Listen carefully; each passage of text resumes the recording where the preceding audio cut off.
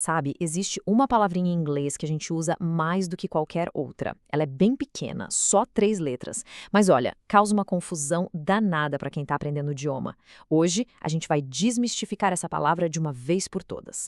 Então vamos começar com uma pergunta bem direta. Se a gente tivesse que chutar, qual palavra seria a mais comum, a mais usada em toda a língua inglesa? A resposta parece simples, né? Mas o jeito que a gente usa essa palavra, isso é bem mais complexo.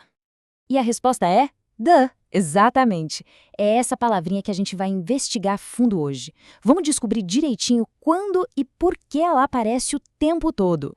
Ok, nosso roteiro para desvendar o the vai ser o seguinte. Primeiro, vamos pegar a regra principal de todas.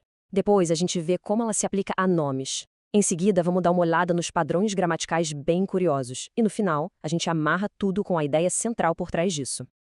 Vamos lá para a regra número 1, que é, sinceramente, a mais importante de todas. Especificidade.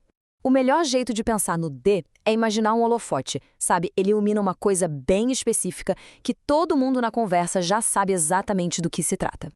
Falando de um jeito mais formal, the é o que a gente chama de artigo definido. A função dele é essa: sinalizar que não estamos falando de um substantivo qualquer, mas de aquele substantivo em particular. Ele define, ele especifica. Simples assim. E aqui a gente já vê uma baita diferença. Em português, a gente tem 4 opções, né? O, a, os, as. Já o inglês simplifica tudo com uma única palavra, the. Não muda para masculino, feminino, plural, nada. O que é ótimo, claro, mas também exige um pouco mais de atenção. E esse exemplo aqui é perfeito. Olha só, primeiro, a pessoa escreveu algumas cartas, algo geral, indefinido. Mas aí, na segunda frase, quando se diz the letters, a gente está especificando quais cartas. Aquelas que acabamos de mencionar. A referência já foi criada. Outro jeito fácil de aplicar a regra da especificidade: se só existe um daquilo, automaticamente já é específico. Só tem um Sol no nosso sistema, um céu sobre a gente, um planeta Terra. Por isso, é sempre the sun, the moon, the sky. Não tem erro. Beleza, vamos avançar um pouco. Agora vamos ver como essa lógica toda funciona no mundo dos nomes que, olha, tem umas regrinhas bem particulares. Com nomes geográficos gigantes, a regra é bem clara. A gente usa the para rios, oceanos, desertos, cordilheiras e também para grupos de ilhas. São entidades enormes e muito específicas no nosso planeta. A mesma lógica vale para nomes que representam um grupo, uma coletividade. É o caso de países formados por estados, como The United States, sobrenomes de famílias, tipo The Martins, e até jornais famosos. A grande maioria dos edifícios, museus e hotéis mais famosos do mundo também leva o Z na frente. É como se isso desse um selo de status, sabe? De que aquele lugar é único e reconhecido por todo mundo. Mas, como toda boa regra de inglês que se preze, sempre tem aquelas exceções para deixar tudo mais interessante, né? E é aqui que muita gente acaba escorregando. Então, palácios específicos como o Buckingham Palace e lugares que terminam com a palavra hall, como o Carnegie Hall, esses são exceções. E claro, a regra mais básica de todas: nunca, jamais se usa de antes de nomes próprios de pessoas. Tudo bem até aqui? Então, vamos para o próximo nível. Agora são regras que têm a ver com as estruturas da gramática mesmo, uns padrões bem específicos da língua. Esse padrão aqui é muito legal. Se a gente coloca the antes de um adjetivo, como poor ou powerful, a gente transforma essa palavra num substantivo que representa todo um grupo de pessoas.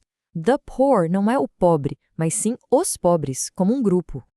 E tem essa regra bem específica para artes e culturas, sempre se usa the quando se fala em tocar um instrumento musical ou dançar um ritmo. É sempre play the piano, dance the samba.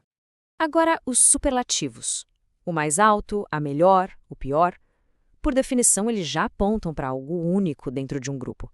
Se o Tony é o mais alto, só pode existir um. Por isso não tem jeito. Superlativos sempre pedem o the. Agora, olha que interessante essa estrutura aqui. É uma relação de causa e efeito. The more she gets, the more she wants. Seria algo como quanto mais ela consegue, mais ela quer.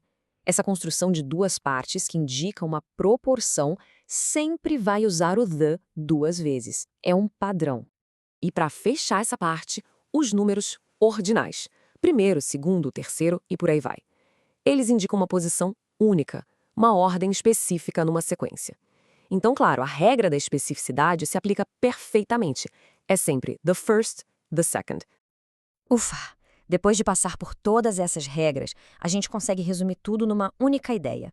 Um conceito bem simples que, no fim das contas, conecta todos esses pontos.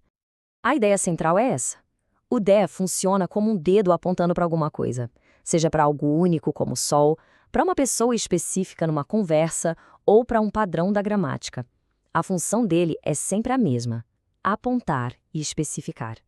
Entender bem o uso do the é um passo gigantesco para ganhar fluência, de verdade. E a pergunta que fica agora é: qual outro mistério da língua inglesa a gente poderia desvendar juntos? Fica aí a reflexão. Até a próxima!